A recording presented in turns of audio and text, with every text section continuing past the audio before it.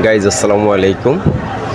দেখুন, ফিলিস্তিনিদের উপর যে নির্মম অত্যাচার ইসরায়েল কর্তৃক, তার প্রতিবাদে আজকে সারা বাংলাদেশ যেন দ্বিতীয় আরেকটা ফিলিস্তিন হয়ে গেছে। জোরালো প্রতিবাদ হচ্ছে যাতে ফিলিস্তিনের উপর এই নৃশংস হত্যাযজ্ঞ বন্ধ করা হয় বিশ্বমহল থেকে।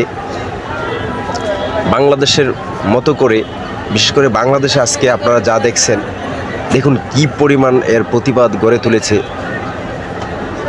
বাংলাদেশটা যেন ফিলিস্তিনির আরেকটা অংশ আজকে সেই প্রমাণ দিয়েছে মিছিলে মিছিলে।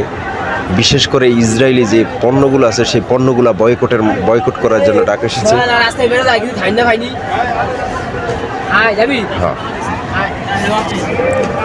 দেখুন কি পরিমাণ,